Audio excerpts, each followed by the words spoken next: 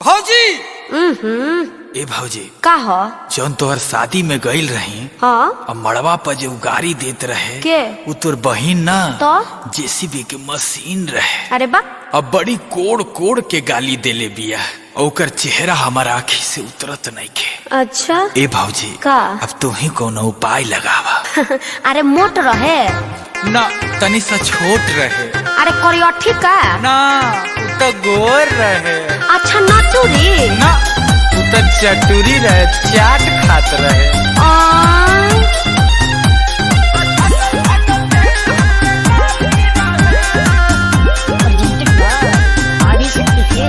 अरे केकरा खातिर परेशान बानी जी आ रउआ पते तो हम ध्यान बानी जी।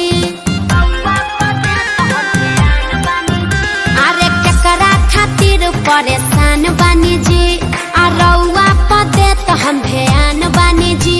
आ केकरा से लड़ल बराबर नजरिया या रूपवा रहे कि सोनाली रहे। अरे बताएब तब नु हम जानब देवर जी। तो सुन हाथे माइक मुंह में ओकरा गाली रहे आ ओठे उतल दूधवा के छाली रहे। न जाने कैसन नशा कैले साली रहे आ छाटल छाटल देत हमके गाली रहे।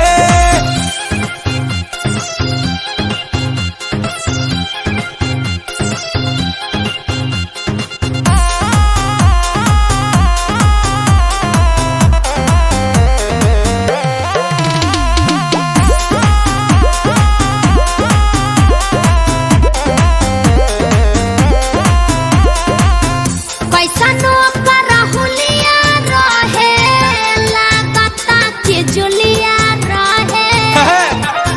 मारी तर खूबे कमकावत रहे मुंह डांड एक संग ही हिलावत रहे। केकरा से प्यार को के रउआ चली आईनी का चाय के पियावा तू पियाली रहे। हम तो कॉफी पीते। अच्छा हाथे माइक मुंह में ओकरा गाली रहे हाँ। आ ओठे उतल दूधवा के छाली रहे। ओहो। न जाने कैसन नशा कैले साली रहे आ छातल छातल हमके देत गाली रहे।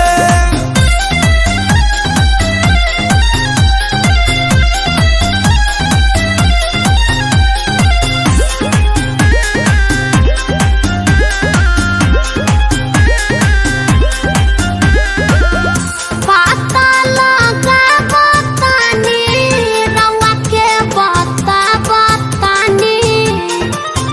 गुंजन अखिलस के ओकरे से हो गइल प्यार तनका सेटिंग करा त भाऊ जाई हमार।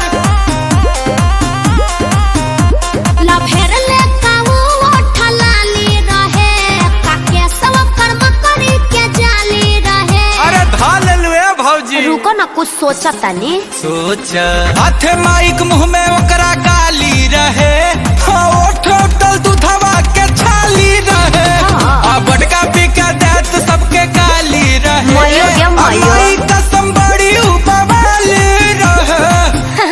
अरे सलोनिया रहे देवर जी। भाजी सलोनी को फोन किया जाए।